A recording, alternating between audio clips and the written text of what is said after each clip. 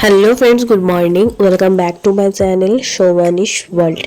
আজকে হচ্ছে 27 জানুয়ারি, স্যাটারডে। আর 27 জানুয়ারি আমি মর্নিং পার্টটা শেয়ার করেছিলাম আগের দিনের ভ্লগে।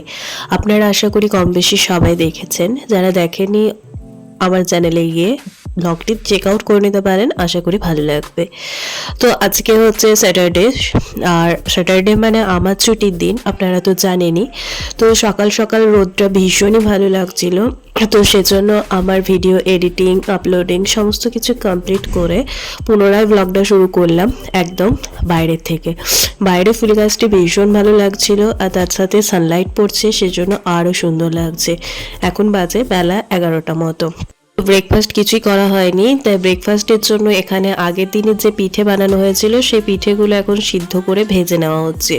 তো এটা একটু সর্ষের তেল, তার সাথে একটু জিরে ফোড়ন, আর তার সাথে একটা শুকনো লঙ্কা ফোড়ন দিয়ে ফোড়নটা ভালোভাবে ভেজে নিয়ে পিঠেগুলো দিয়ে দিতে হবে। তারপর এপিট ওপিট উল্টে পাল্টে মোটামুটি 5 মিনিট ধরে ভেজে নিতে হবে। তার সাথে দিয়ে দিতে হবে পরিমাণ মতো লবণ আর অল্প একটু হলুদ। ভাজা হয়ে যাওয়ার পর, মানে মোটামুটি 50% হয়ে যাওয়ার পর দিয়ে দিতে হবে ভাজা মশলা। তারপর আরও 2-4 বার নাড়িয়ে নিয়ে নামিয়ে নিতে হবে। ব্যাস, পিঠে ভাজা একদমই রেডি হয়ে গেছে। তার সাথে চাচ্ছি, আর এখানে রয়েছে গুড়। তো এই হচ্ছে আজকের ব্রেকফাস্ট আমাদের। তো সুন্দর একটা ব্রেকফাস্ট কমপ্লিট করে চলে এলাম এই বিছানাগুলো একটু রোদে দেওয়ার জন্য। এই বালিশ, ব্ল্যাঙ্কেট এখন সব রোদে দেব। সপ্তাহে একদিন হলেও এগুলো রোদে দেওয়া প্রয়োজন, তো সেজন্য দিচ্ছি। এখানে জল গরম বসিয়ে দিয়েছি, স্নান করবো এখন। আর এখানে ভাতটা মা বসিয়ে দিয়েছে, এখানে ভাতটা হচ্ছে হোক, আর এখানে জল গরম আছে। জল গরমটা হয়ে যায়, স্নান করবো। ততক্ষণে আমি এদিকে ভাতটা এখন 1 ফুট ফোটানো আছে, তারপর বন্ধ করা আছে। এখন থাক, ওখানে দুধ দিয়ে গেছে, দুধটা আমি গরম করে নিই। দুধটা ছেঁকেই গরম করার চেষ্টা করি, কারণ বিভিন্ন নোংরা এসব থাকে তো, একটু ছাঁকনিতে রয়ে যায়, সেজন্য দুধটা ছেঁকেই গরম করি। এই দুধ গরম চা আমরা এই ইন্ডাকশানে করতে থাকি, তাহলে আর কি সময়টাও কম লাগে, আর ইন্ডাকশানটাও ব্যবহার করা হয়। Good morning everyone, welcome back to my channel Shovanish world. এখন বাজে 11:30 মতো, বেলা হয়ে গেছে অনেকটাই। আর রোদটাও আজকে ভীষণই ভালো আছে। তো এখন যাচ্ছি আমি স্নান করতে। স্নানটা একটু তাড়াতাড়ির মধ্যে করার চেষ্টা করছি, তাহলে ঠান্ডাটা একটু কম লাগবে। জল গরম দিকে বসিয়ে দিয়েছি, আর এই সময়ে চুলটা আমি আঁচড়ে নিয়েছি। অন্যান্য দিন যেহেতু স্কুল বেরিয়ে যায়, তখনই চুলটা আঁচড়ানো হয়ে যায়।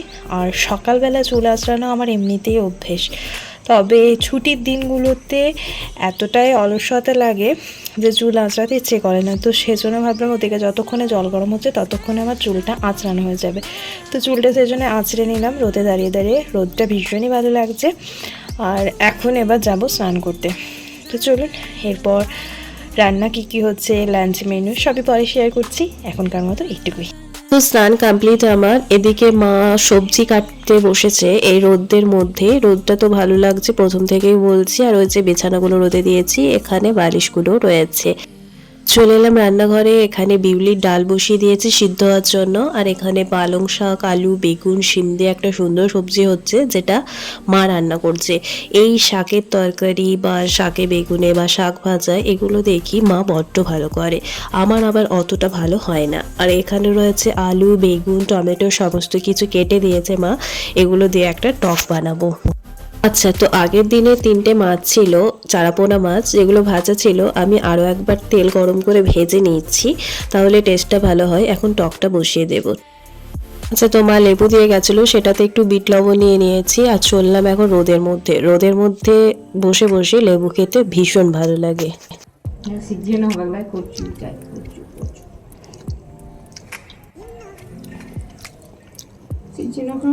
সিজনে বেশি দিন খেতে হবে না। কেন আছে সরস্বতী পুজো?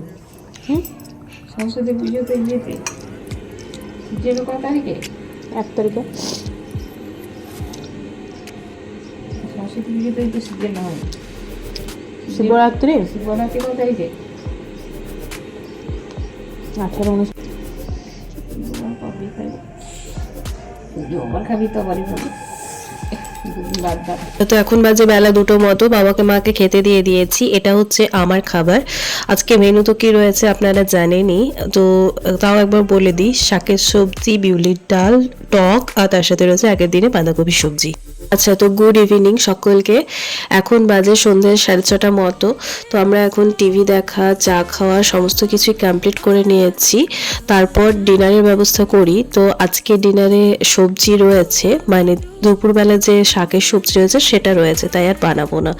আচ্ছা, তো এখন বাজে রাত্রি 8টা মতো। টিভি রাখা কমপ্লিট। এখন আমি যে ডায়েরি রাইটিং করছি, মানে শুরু করেছি, তো সেটাই কন্টিনিউ করছি এখন। তো আজকে হচ্ছে শনিবার, 12ই মাঘ। তো সেটারই আজকে সারাদিনের আমি হিস্ট্রিটা এখন লিখবো। তো ওদিকে ডায়েরি লেখা আমার কমপ্লিট। এখন বেঁচে গেছে 9:30 মতো। এখন বানাবো রুটি। সবজি তো হয়নি, সবজি যেহেতু দুপুরবেলার ছিল তো সেহেতু আর বানাইনি। আর আজকে শরীরটা আমার একটুও ভালো লাগছে না, মনে হচ্ছে ঠান্ডা লেগে গেছে অলরেডি। আর এটা মনে হচ্ছে কালকে আরও বাড়বে, কারণ নাক টাক সব জ্বালা করছে, গলাটাও একটু ব্যথা ব্যথা লাগছে, আর চোখগুলো বেশ ছলছল করছে। চলুন, আর একটুও ভালো লাগছে না, রুটি বানিয়ে খেয়ে নিয়ে শুয়ে পড়বো। তো চলে এসেছি রুটি বানানোর জন্য। রুটিগুলো তাড়াতাড়ি করে বানিয়ে নেব। আর প্রচণ্ড শীত লাগছে এখন। রুটি বানানো হয়ে গেলে খাবার খেয়ে নিয়ে শুয়ে পড়বো। আর একটুও শরীরটা আমার মানে সাথ দিচ্ছে না। তো রুটি মোটামুটি আমার সব বানানোই কমপ্লিট হয়ে গেল। এখন যে সবজিটা রয়েছে, এই সবজিটা একটু গরম করে দেব। শীতকালের দিন তো ঠান্ডা খেতে ভালো লাগবে না। তো এদিকে সবজি গরম হোক, এদিকে দুধটা গরমের জন্য বসিয়ে দিই ইন্ডাকশানের মধ্যে কম আঁচ দিয়ে, মানে ফ্লেমটা কম দিয়ে। আর এদিকে ততক্ষণে গ্যাসটা পরিষ্কার করে নিই। আমার আবার গ্যাস পরিষ্কার না করলে মনটা যেন মনে হয় কী যেন একটা করিনি। যাই হোক, ওদিকে গ্যাস মোছা কমপ্লিট। ডিনার নিয়ে নিয়েছি। আমি সবজি নেব না, আমি নিয়ে নিচ্ছি রুটি, আখের গুড় আর দুধ। এটাই আমার বেশি ভালো লাগে। ডিনার কমপ্লিট করে ব্রাশ করে নিচ্ছি, এরপর ফেস ওয়াশ করে মশারি টাঙিয়ে শুয়ে পড়বো। তো চলুন, আজকের মতো ব্লগটি তাহলে এখানে শেষ করছি। ব্লগটি কিছু ভালো লেগে থাকলে অবশ্যই একটা লাইক, কমেন্ট আর শেয়ার করে দেবেন। দেখা হচ্ছে খুব তাড়াতাড়ি নতুন একটি ভিডিওর সাথে। ততক্ষণ পর্যন্ত সবাই ভালো থাকুন, সুস্থ থাকুন। ধন্যবাদ। শুভরাত্রি।